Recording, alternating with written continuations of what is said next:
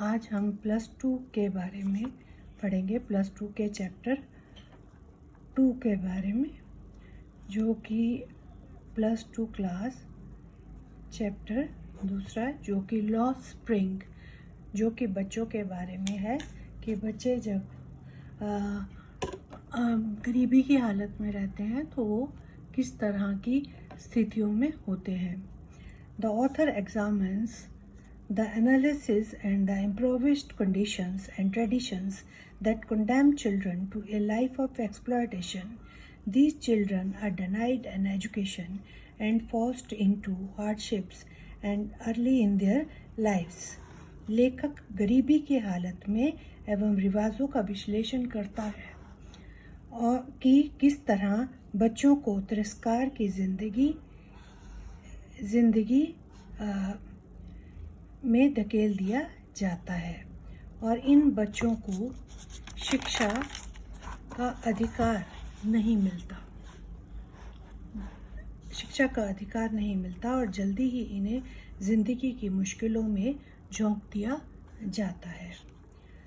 The writer encounters साहब, a rag picker whose parents have left behind the life of poverty in Dhaka to earn a living in Delhi. यहाँ पे लेखक जो है एक कचरा उठाने वाले लड़के, इसका नाम साहब है, से मिलता है, जिसके माता पिता ढाका की गरीबी की ज़िंदगी को पीछे छोड़ दिल्ली में रोज़ी रोटी कमाने आए हैं। His family, like many other families of rag pickers, lives in Seemapuri. उसका परिवार, जैसे कि बाकी सब परिवार रहते हैं कूड़ा चुनने वालों के, वैसे वो सीमापुरी में रहते हैं। They do not have other identification other than ration card. उनके पास और कोई पहचान पत्र नहीं है राशन कार्ड के अलावा। उसका परिवार बहुत सारे दूसरे कचरा चुनने वालों के परिवारों की तरह सीमापुरी में रहता है और उनका कोई पहचान पत्र नहीं है एक राशन कार्ड के सिवाय।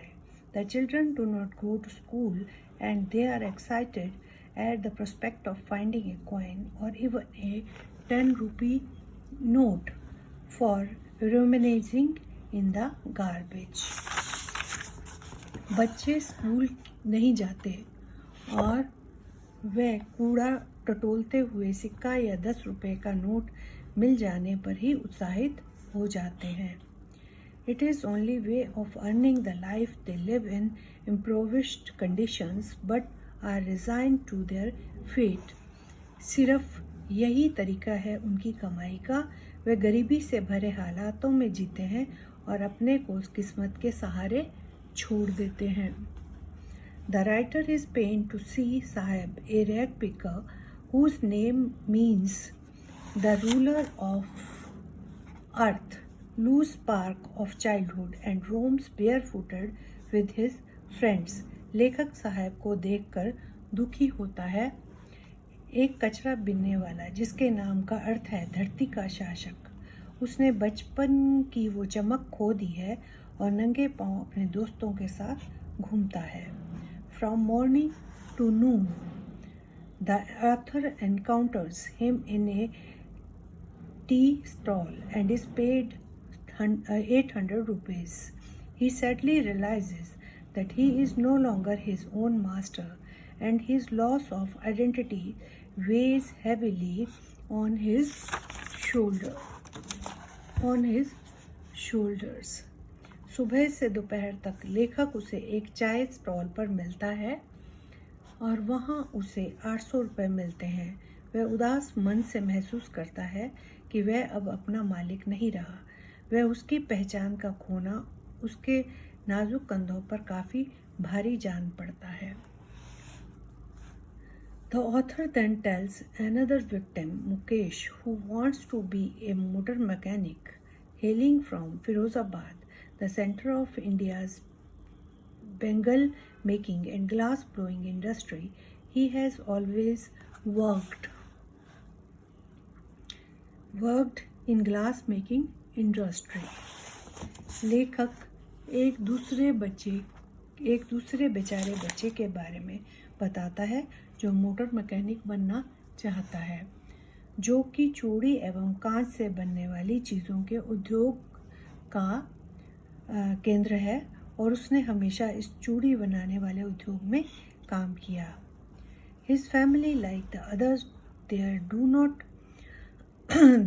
not know that it is illegal for children to work in such close proximity to furnaces in such high temperature. उसका परिवार दूसरे परिवारों की तरह नहीं जानता था कि इस तरह भट्टी जिसका इतना तेज उच्च तापमान है के पास बच्चों का काम करना गैर कानूनी है। They are exposed to various health hazards like losing their eyesight as they work in abysmal conditions in the dark and dingy cells. Mukesh's father is blind as were his father and grandfather before him. वे बहुत से स्वास्थ्य संबंधी हालातों का सामना करते हैं, जैसे कि दृष्टिहीन हो जाना, क्योंकि वे बहुत घटिया हालात में अंधेरी और गंदी छोटी छोटी कोठरियों में काम करते हैं और मुकेश के पिता और उसके दादा की तरह ही अंधे थे। They lead a hand to mouth existence as they are caught in vicious web of the moneylenders, middlemen, police and the tradition. वे जितना कमाते हैं उतना ही खाते हैं। इस तरह कर्ज देने वालों, बिचौलिए, पुलिस और रिवाजों के भद्दे चक्र में वे फंस गए हैं। ये पूरी इस कहानी का सार है, इस चैप्टर का सार है। So burdened are the bangle makers of Firozabad that they have lost their ability to dream, unlike Mukesh who dreams of driving a car. इतना बोझ था फिरोज़ाबाद के चूड़ी बनाने वालों पर कि वह अपने सपने देखने की क्षमता को भूल गए थे, जबकि मुकेश कार चलाने का सपना देखता था। ये सारा चैप्टर आपके सामने एक सार है second chapter the lost spring का, जिसमें कवि जो है वो गरीब बच्चों के बारे में बताता है कि किस तरह की ज़िंदगी वो जीते हैं। Thank you, have a nice day.